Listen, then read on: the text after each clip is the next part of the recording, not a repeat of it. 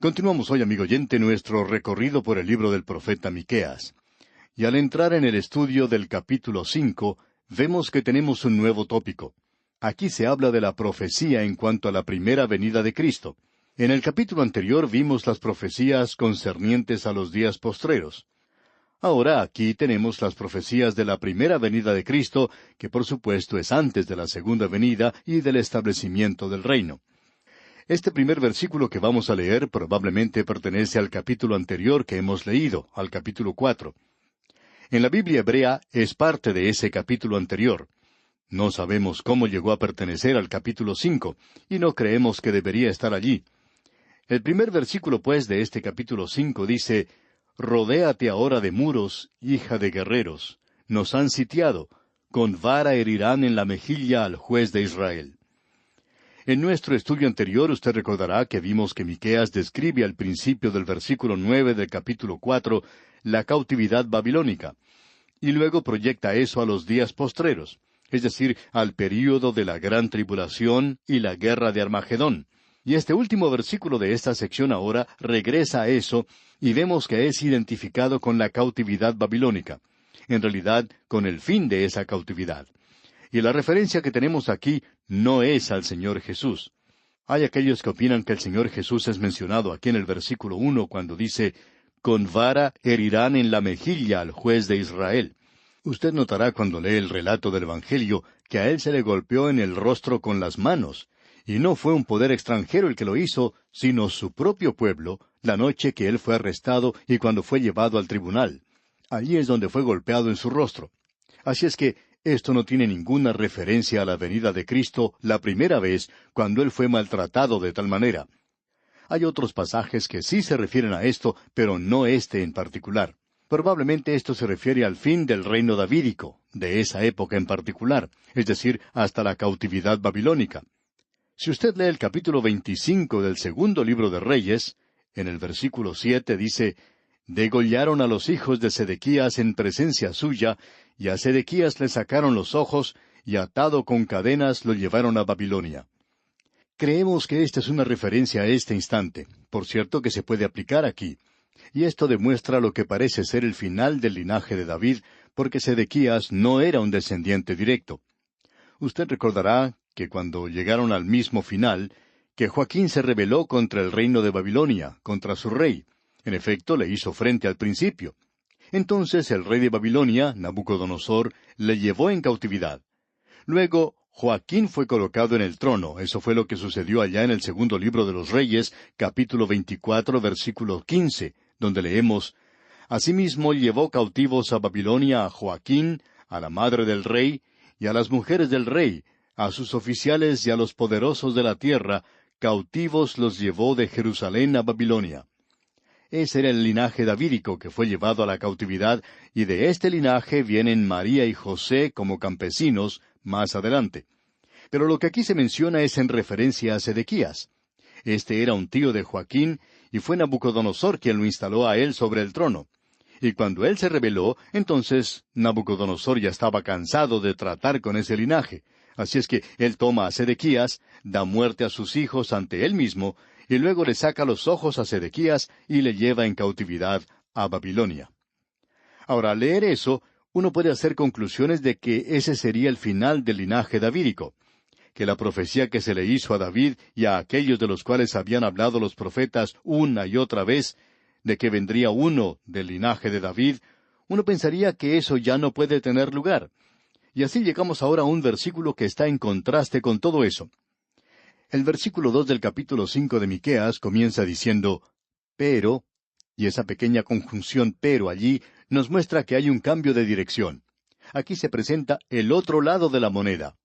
«Pero tú, Belén Efrata», a pesar de lo que ha sucedido con Sedequías y su linaje, el linaje de David ya estaba en la cautividad. Ellos habían llegado a ser personas pobres, y ahora tenemos la venida de un Mesías. ¿Y de dónde viene? Bueno, leamos el versículo 2 de este capítulo 5 de Miqueas, donde dice: «Pero tú, Belén Efrata, pequeña para estar entre las familias de Judá, de ti me saldrá el que será Señor en Israel, y sus salidas son desde el principio, desde los días de la eternidad». Ahora esto es parte de la historia de Navidad. Quizá usted esté escuchando este programa en un tiempo que no es la época de Navidad, pero no creemos que sea algo fuera de lugar el mencionarlo ahora. Vamos a hablar de la Navidad hoy. Quizá sea apropiado que cantemos en este instante "Oh Aldehuela de Belén". Quizá parezca estar fuera de lugar, como ponerse un traje de baño en pleno invierno o abrigarse mucho en pleno verano. Eso es algo fuera de lugar. Podríamos considerar esto como algo quizá fuera de lugar, pero la Biblia, amigo oyente, no desaprueba esto, porque este es el punto al cual hemos llegado ahora. Y aquí tenemos lo que la palabra de Dios tiene que decirnos. Ahora creemos que probablemente uno podría hacer aquí una corrección sin llegar a ser extremista. En realidad, Cristo no nació el 25 de diciembre. Podríamos estar casi seguros de esto. Hay quienes tratan de identificar esto con el invierno, así es como llegó al calendario, pero no estamos seguros de que haya sido así. Probablemente él nació durante la primavera, porque en diciembre los pastores no estarían en las laderas de las colinas con sus ovejas, sino que estarían dentro de las cuevas que rodean esa zona. Posiblemente su fecha de nacimiento sea más cerca al mes de mayo que al 25 de diciembre. Pero no queremos entrar en argumentos en cuanto a esto. Creemos que esta es una buena fecha para observar esta historia de la Navidad. Creemos que es necesario quitar todo el paganismo que se ha agregado a la Navidad. Probablemente sea mejor observar el nacimiento de Cristo sin todos esos adornos de campanitas, de árboles y de las multitudes y del clamor que existe en la Navidad, hasta sin Papá Noel. Ahora usted debe recordar que el profeta Miqueas era contemporáneo de Isaías, y parece haber bastantes pasajes paralelos. Alguien ha dicho que Miqueas es una versión condensada del libro de Isaías. Y entre estos pasajes maravillosos, proféticos, tenemos esta referencia al lugar de nacimiento de Cristo. Parecería una referencia casual, sin embargo se le da énfasis en el Nuevo Testamento. Es algo destacado que después que esta profecía fue dada, se cumpliría 700 años después. Honestamente hablando, debemos decir que lo destacado no es que Belén fue elegido para ser su lugar de nacimiento. Eso sería normal. Era el lugar de nacimiento de David, ese era su lugar. Allí era donde se había originado la familia de David, así es que uno esperaría que el Mesías naciera en ese lugar. Pero lo que hace destacado todo esto es que, bajo las circunstancias de lo que ocurrió en el versículo 1, de que a Sedequías le habían sacado los ojos, le habían llevado cautivo a Babilonia, y allí ya estaba la familia de David en cautividad y esclavitud, ¿cómo es posible entonces que haya uno que nazca del linaje de David para sentarse en el trono? Bueno, él dice aquí en el versículo 2 del capítulo 5 de Miqueas, «Pero tú, Belén Efrata, pequeña para estar entre las familias de Judá». Ahora lo que hace de Belén algo interesante es esto, que aunque esa era la ciudad de David, el lugar apropiado para el nacimiento de un rey, y la mayoría de los descendientes de David habían nacido en Jerusalén, esa era la ciudad capital, pero él iba a nacer en Belén, la ciudad de David. Ahora, ¿cómo podría suceder eso? Bueno, el evangelista Mateo une 4 profecías que no están relacionadas la una con la otra. Él tenía que nacer en Belén, y eso parece estar fuera de contexto, porque iba a haber un llanto fuerte en Ramá, al norte de Belén. Él iba a ser llamado de Egipto. ¿Y cómo iba él a llegar a Egipto? Él es llamado de Egipto y tiene que ser llamado un nazareno, evidentemente por la forma de vivir que tenía. Pero él iba a recibir ese nombre viviendo en Nazaret en esa época. Ahora bien, ¿cómo se puede juntar todo esto? Bueno, de la forma en que Mateo relata la historia, eso ocurre sin forzar las circunstancias y las cosas sucedieron de forma normal y natural. Y permítanos cambiar esa expresión para decir que sucedieron en una forma sobrenatural, porque Dios era quien estaba dominando todo eso. Leamos ahora una vez más el versículo 2. «Pero tú, Belén Efrata, pequeña para estar entre las familias de Judá, de ti me saldrá el que será Señor en Israel».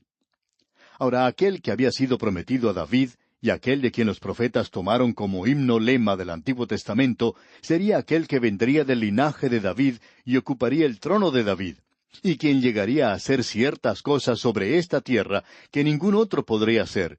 Y ya vamos a ver esto más adelante en este capítulo, ya que no vamos a poder hacerlo hoy. Pero queremos que usted note esto, amigo oyente. «De ti me saldrá el que será Señor en Israel». Ese es un lenguaje un poco extraño. Escuche lo que dice la parte final del versículo 2. «Y sus salidas son desde el principio, desde los días de la eternidad». Él va a salir de Belén, una ciudad muy pequeña al sur de Jerusalén, quizá entre 10 y 15 kilómetros de distancia. Pensamos que quizá 10 kilómetros es un poco más acertado. Pero él vendría de Belén. Pero notemos quién es él. Dice, sus salidas son desde el principio, desde los días de la eternidad. Eso es algo muy destacado, por cierto. Ahora, un contemporáneo de Miqueas, como hemos dicho, era Isaías. E Isaías verifica esto. Él dice, He aquí que la Virgen concebirá y dará a luz un hijo. Y luego él tiene algo más que decir en cuanto a esto. En el capítulo 9 de su libro, versículo 6, dice Isaías, Porque un niño nos es nacido, hijo nos es dado. Ahora notemos lo que Isaías está diciendo. Un niño nos es nacido. Esto se refiere a su humanidad. Hijo nos es dado. No dice, hijo nos es nacido, sino que es dado. ¿Por qué? Porque Él es aquel que viene desde la eternidad. El salmista tiene algo que decir en cuanto a esto, de quién era Él. Allá en el Salmo 90 leemos, Antes que naciesen los montes y formases la tierra y el mundo, desde el siglo y hasta el siglo, tú eres Dios. Note usted, desde el siglo y hasta el siglo. El idioma hebreo es un idioma que describe esto de una manera muy vívida. Desde el punto de desaparición del pasado hasta el punto de desaparición en el futuro, tú eres Dios. Uno puede pensar tan lejos como le sea posible hasta que no pueda pensar más allá. Bueno, Él es Dios. Él sale de la eternidad, puede encontrarse con usted. Y luego, eso también se puede referir hacia el futuro, hacia la eternidad. Así es que lo que Miqueas nos está diciendo aquí es algo de significado tremendo. Él nació en Belén hace un poco más de 2000 años, pero sus salidas son desde el principio, desde los días de la eternidad, desde los siglos allá en el pasado hasta los siglos venideros. ¿Quién es? Bueno, desde el siglo y hasta el siglo, tú eres Dios. Y eso no termina nunca, amigo oyente, y veamos algo más en cuanto a esto. En el capítulo 8 del libro de Proverbios, usted recordará que cuando estábamos observando esto en este pasaje de Salmos y Proverbios, destacamos lo que aquí se decía. En el capítulo 8, versículo 23 de Proverbios dice, Eternamente tuve el principado desde el principio. Aquí se está indicando que él fue ungido. Dice, fui ungido desde el principio antes de la tierra, antes de los abismos fui engendrada, antes que fuesen las fuentes de las muchas aguas. Antes de que ocurriera cualquier creación, Él ya era Dios. Sin embargo, Él vino a la creación, a un lugar muy pequeño, por cierto, a un pueblo llamado Belén. Y quizá uno se pueda confundir con otro Belén que estaba un poco más al norte. Por tanto, Él lo identifica como Belén Efrata, la ciudad de David, donde nació David. Pero el Mesías iba a salir de ese lugar, y el versículo 2 dice, Y sus salidas son desde el principio, desde los días de la eternidad. Amigo oyente, debemos decir que esto es algo que asume mucha importancia cuando uno comienza a entrar en el Nuevo Testamento. Debemos regresar nuevamente al asunto de la fecha y decir que diciembre es algo muy improbable porque se ha cambiado el calendario de vez en cuando. Por ejemplo, debemos decir que Dionisio, allá en el año 532 después de Cristo, preparó un calendario que es un facsímil razonable del que tenemos en el presente. Y aún él cometió una equivocación con cierta cantidad de días del año. Esa es la razón por la cual debemos tener de vez en cuando un año bisiesto. Él trató de rectificar esto, es decir, otros han tratado de rectificarlo. Y allá en el año 1752 adelantaron el calendario en 11 días. Así es que uno no puede estar seguro en realidad de que el Señor Jesús nació el 25 de diciembre, aunque todas las circunstancias puedan parecer así.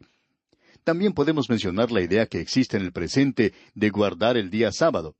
¿Cómo sabe uno cuál es el día sábado? Pero por cierto, eso no es importante. La época del año es algo inmaterial. El lugar es el que tiene importancia. El Señor Jesús nació en Belén, y ese es un hecho que tiene valor histórico y puede ser autenticado por la historia. Ahora, Miqueas mencionó ese lugar 700 años antes del nacimiento de Cristo. Y no es destacado el que él eligiera Belén.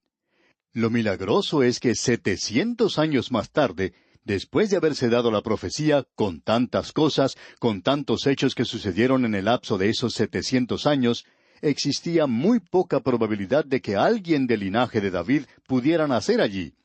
Eso estaba totalmente fuera de consideración, ya que todo estaba en contra de esto. Ya no vivía nadie del linaje o de la familia de David en Belén. Ellos habían sido esparcidos. La dispersión los había llevado fuera de esa tierra. Y aún así, Belén tenía que ser el lugar según Miqueas. Y eso era algo tan básico para esta profecía, el que los magos de Oriente fueran enviados por los escribas a la ciudad de Belén. Ellos citaban lo que Miqueas decía porque creían que ese debería ser el lugar. Ellos sencillamente no creían que iba a ser cumplido en esa ocasión.